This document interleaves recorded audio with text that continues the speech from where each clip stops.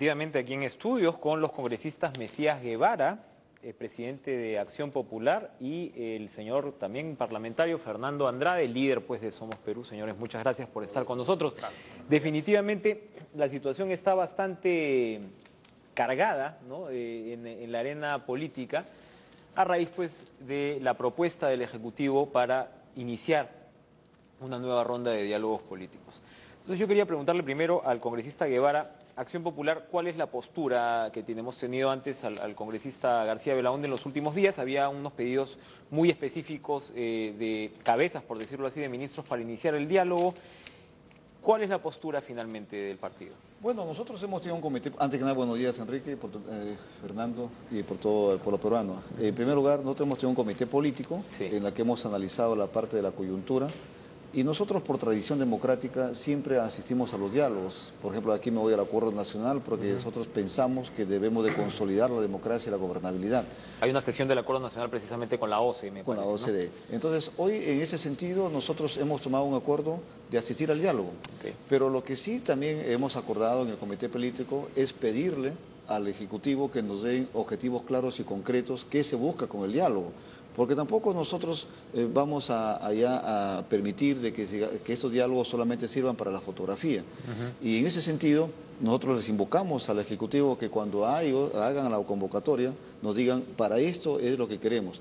Lo que sí, Enrique y Fernando, creo yo que vamos a coincidir, creo que este gobierno ya está de salida y por lo tanto este tipo de diálogo es importante. Pero está de salida bien rapidito, ¿no? O sea, falta, se supone, un año y medio. ¿Eso no le inquieta a usted también? Es una salida bien temprana, ¿no? Correcto. Lo que llaman un pato rengo en Estados Unidos, pero pato bien joven todavía, ¿no? Provocado por ellos mismos y provocado por ciertas actitudes de ciertos sectores de la clase política que no queremos entender. Acá lo que tenemos que hacer es buscar que la transparencia entre este gobierno y el próximo que se viene debería ser de manera tranquila, de manera serena. Al contrario, estamos haciendo todo lo contrario. Aquí estamos, como dices tú, a ese pato rengo, luego lo vamos a matar. Y al que matamos no es al pato rengo, al que matamos es a la democracia.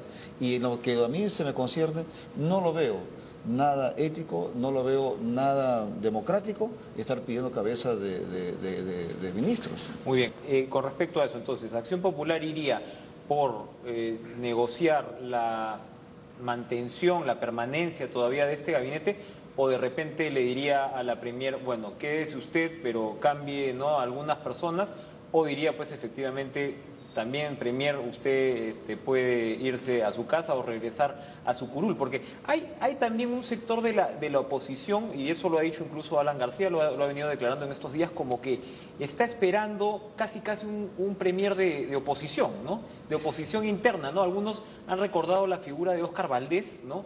En su momento, que de repente no se acuerdan también que Óscar Valdés cayó por el caso Conga, ¿no? Como había caído también Salomón Lerner antes. Entonces, tampoco es fácil pues tener un Premier, como dicen, con peso propio, ¿no? Sobre todo cuando efectivamente estás ya en un año preelectoral. ¿Qué cosa piensan ustedes? Bueno, en primer lugar yo pienso que Alan García Pérez no creo que tenga la catadura moral ni ética como para darnos ese tipo de clases de gobernabilidad. Yo creo que él, cuando fue presidente, también atravesó por una serie de crisis y hay que decirle a Alan García que nadie ha olvidado el tema del baguazo, ojo, nadie ha olvidado el tema del baguazo. Y en lo que se refiere al tema relacionado en sí al gabinete, nosotros cuando asistimos a los diálogos lo hacemos por el espíritu del tema relacionado con lo que se refiere a la gobernabilidad y garantizar el Estado de Derecho. Lo que sí es que coincidimos, creo, acá los tres, es que este gabinete, al margen que lo pide la oposición o lo pida ciertas personas, necesita oxigenarse. Es un tema que ellos también tienen que analizar. Y por otro lado, la señora Ana Jara, yo creo que a ella siempre le ha faltado, desde que asumió la cartera de la presidencia del Consejo de Ministros, cierto espacio, cierto oxígeno, cierta maniobrabilidad. Porque hay que preguntarle, ¿cuántos de los ministros que hasta ahora a ella la acompañan han sido elegidas por ella? En ese sentido, yo creo de que hay que invocarle, hay que sugerirle en todo caso de que oxigene a su gabinete. Pero no se trata de pedir cabeza por cabeza, es decir, yo pido la cabeza de tal ministro, de tal ministra, con el ánimo de sentarme a negociar. Eso no es elegante, no es democrático. Pero lo que sí es decirle a la señora Najara, oye, tu gabinete necesita oxígeno, tu gabinete necesita refresco, no solamente hacia el interno, sino hacia el externo. Si se trata de pedir cabeza, como yo te decía fuera de cámaras, no se trata de pedir cabeza cabeza pues de los periféricos, porque hay que ser claros, en el gabinete hay ministros claves y hay periféricos por el cargo que tienen. Piden los periféricos la cabeza. Los apristas, los fujimoristas, el propio PPC piden a la cabeza de Otárola, de Carmen Omonte. ¿Y por qué no piden la cabeza del responsable principal de la crisis que vivimos, que es el señor Segura?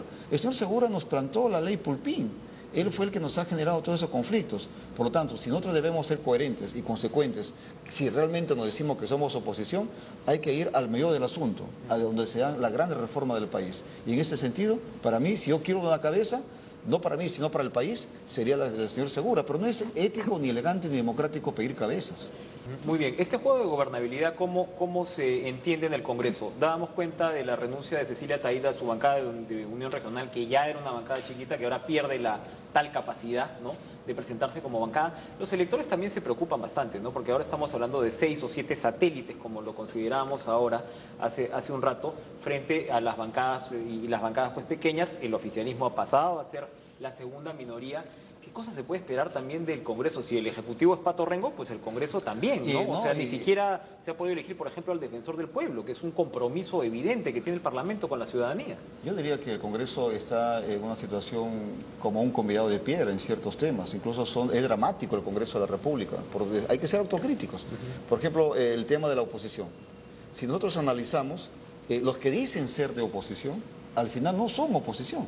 Y te digo, el APRA, el PPC, el fujimorismo, no, al final ¿por qué no son oposición? ¿Por qué? Porque tú, si tú eres oposición, tú te opones directamente a los temas de las reformas profundas. En todo este tema nos crearon la palabra crisis, luego reactivación, y en función de esa reactivación nos han mandado un paquete de leyes desde el Ministerio de Economía y Finanzas, como 4 o 5 leyes. Y todas esas leyes, si analizamos, la bancada aprista, la bancada fujimorista, la bancada PPCista, que dicen ser de oposición, apoyaron a rajatabla.